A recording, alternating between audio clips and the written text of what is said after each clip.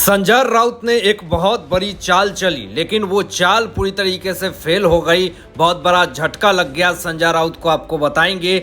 और क्यों उद्धव ठाकरे को लीगल एक्शन मिला ये भी आपको बताएंगे इस वीडियो में। और आगे ये भी बताएंगे कि एनसीपी अध्यक्ष रह चुके शरद पवार की दादागिरी नहीं चली। ये तमाम लोगों की स्थिति जो है वो पूरी तरीके से डवाडोल हो चुकी है। पूरा विषय आपको बताएंगे कि आखिर कैसे कैसे क्या हुआ संजय राउत के साथ, कितना बड़ा कांड हो गया, कितना बड़ा घटना घट चुका है, वो सब कुछ आपको इस वीडियो में सिलसिलेवार तरीके से बताएंगे। तो इसके लिए आप इस चैनल को पहले सब्सक्राइब कर लें, शेयर करें, क्योंकि ऐसे ही आपको इस वीडियो में, आपको इस चैनल पे हमेशा लेटेस्ट ब्रेकिंग न्यूज़ मिलेगा।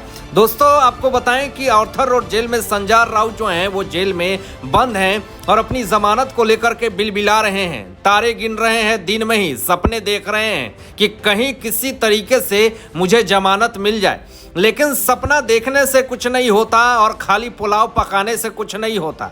और जिस तरीके से संजय राउत पुलाव पका रहे हैं, मियाँ मिट्ठू भी बन रहे हैं, लेकिन फिर भी संजय राउत की कोई भी यहाँ पे दूर दूर तक भी स्थिति अच्छी होती हुई नहीं दिख रही है। आज सारे अपने संजय राउत को छोड़ करके बाहर निकल गए और संजय राउत कितना भी बरबराते रहें, लेकिन उसका कोई भी फायदा नहीं दिख रहा है। आपको बता दें दोस्तों कि किस तरीके से महाराष्ट्र के मुख्यमंत्री एकनाथ शिंदे जी ने कहा था, जब संजय राउत गिरफ्तार हुए थे तो उन्होंने साफ तौर पे कह दिया था कि सुबह के 8 बजे बजने वाला भोंपू जो है वो शांत हो गया। यानी जेल के सलाखों के पीछे जैसे ही संजय राउत जाते हैं पूरा माहौल जो है वो शांत हो जाता है। लेकिन दोस्तों यहाँ पे जमानत की अर्जी संजय राउत ने कुछ दिन पहले विशेष अदालत में, सेशंस कोर्ट में डाला था कि किसी तरीके से जमानत की अर्जी डाल करके मुझे जमानत मिल जाए। और इसके लिए संजय राउत के भाई सुनील राउत ने भी जगह जगह पे जा करके अपने भाई के जमानत के लिए बहुत सारी कोशिशें की थी,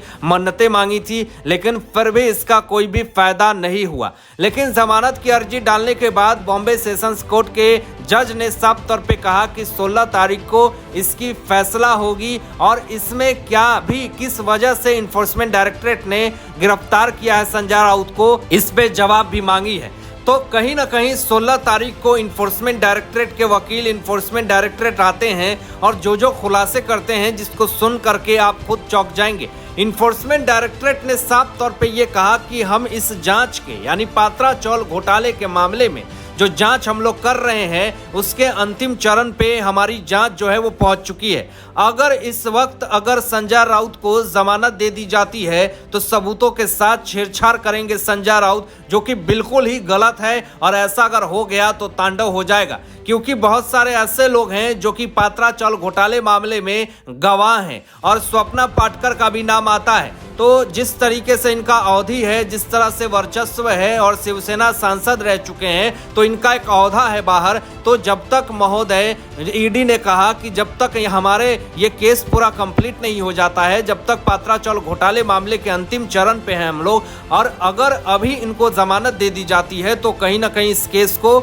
मुसीबत में डाला दिया जा सकता है। आगे आपको ये भी बता दें दोस्तों कि यहाँ पे इन्फोर्समेंट डायरेक्टरेट ने साफ तौर पे कह दिया है, बहुत बड़ी आपको खबर बता रहा हूँ कि इन्फोर्समेंट डायरेक्टरेट ने ये कह दिया कि इसमें अहम जो रोल में है, अहम जो सबसे बड़ा सस्पेक्ट जो है वो संजय राउत हैं। और संजय राउत जो है ऐसा सस्पेक्ट हैं जिन्होंने इस भारत देश में ही नहीं, महाराष्ट्र के जनता के साथ किस तरीके से धोखाबाजी की है, महाराष्ट्र के जनता के साथ किस तरह से गैंगबाजी की है। और पात्रा चौल भूमि घोटाले में 672 लोग जिस तरीके से आज तरबतर हो रहे हैं, उन तरबतर लोगों की परिस्थिति को खराब करने का काम जो है वो किया संजय राउत ने। तो ऐसी परिस्थिति में यहाँ पे बॉम्बे सेशंस कोर्ट ने साफ तौर पे संजय राउत की जमानत को पूरी तरीके से खारिज कर दिया। और फिर संजय राउत बिलबिलाने लगे, रोने लगे, तड़पने लगे, चीखने लगे, चिल्लाने लगे कि आखिर अब क्या किया जाए,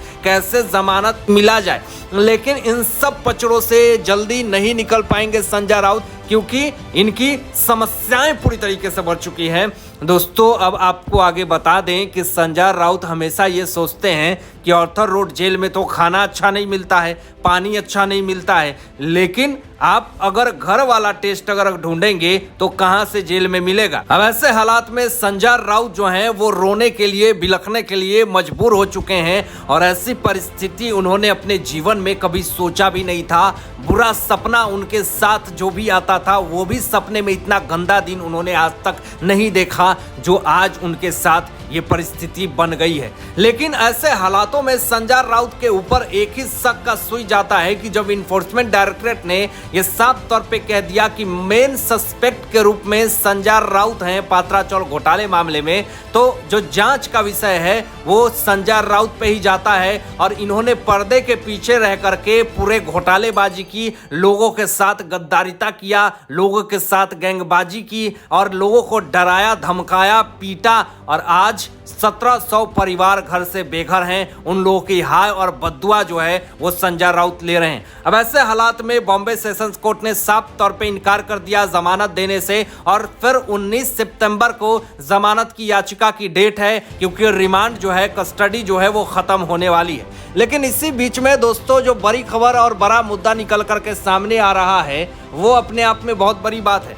अब उद्धव ठाकरे के ऊपर लीगल एक्शन लेने की तैयारी शुरू हो गई है। यहाँ पे जो केंद्रीय मंत्री हैं और महाराष्ट्र के पूर्व मुख्यमंत्री रह चुके हैं नारायण राणे, उन्होंने साफ तौर पे ये कह दिया कि जो उद्धव ठाकरे हैं उन्होंने 2.5 साल में क्या किया महाराष्ट्र की जनता के लिए। उन्होंने सिर्फ और सिर्फ महाराष्ट्र की जनता को लूटा है, सिर्फ और सिर्फ महावसूली की है, सिर्फ और सिर्फ आदित्य ठाकरे ये सब मिलकर के क्या किए हैं। उन्होंने साफ तौर पे नारायण राणे ने सवाल खड़ा किया कि महावसूली हुई वो उद्धव ठाकरे ने करवाया, ये आरोप लगाया है और साफ तौर पे ये कहा है कि इस 2.5 साल में जिस तरीके से उन्होंने महाराष्ट्र की जनता को लूटा है, अब ऐसी स्थिति में ना वो कभी मंत्री बन पाएंगे ना कभी मुख्यमंत्री बन पाएंगे, सिर्फ और सिर्फ लोगों को देखते रहेंगे और महाराष्ट्र की जनता जो है वो आगे बढ़ते जाएगी। लेकिन यहाँ पे सवाल दोस्तों खड़ा कर दिया है जो नारायण राणे है कि इस 2.5 साल में जिस तरीके से अनिल देशमुख, नवाब मलिक और संजय राउत जैसे लोग जिस तरीके से धांधली कर रहे थे महाराष्ट्र में, तो उद्धव ठाकरे ने क्यों कुछ नहीं बोला,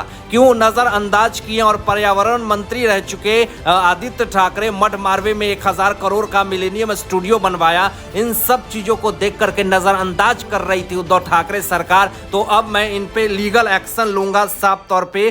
तो ये अपने आप में बहुत बड़ा मुद्दा, बहुत बड़ा सवाल खड़ा हो रहा है। लेकिन दोस्तों एक और मुद्दा जो निकल करके सामने आ रहा है वो शरद पवार को लेकर के आ रहा है। शरद पवार जो है वो चिट्ठी भेजना चाहते हैं संजय राउत को जेल में। ये बड़ी खबर, ब्रेकिंग खबर मैं आपको बता रहा हूं कि किस तरीके से शरद पवार बिलबिला रहे हैं एक बार मिलने के लिए संजय राउत से। अब सवाल ये खड़ा होता है कि आखिर क्यों शरद पवार, उद्धव ठाकरे ये दोनों मिलना चाहते हैं संजय राउत से और शरद पवार क्यों चिट्ठी भेजना चाहते हैं संजय राउत को। तो यहाँ पे जेलर ने साफ तौर पे मना कर दिया और ये कहा कि जब तक कोर्ट इजाजत नहीं देगी तब तक आप जो है वो नहीं मिल सकते हैं। ये अपने आप में बहुत बड़ा सवाल, बहुत बड़ा मुद्दा बना हुआ है और ऐसी परिस्थिति में जो है वो फंस गए हैं संजय राउत और उनकी जमानत की याचिका भी खारिज होती हुई जा रही है।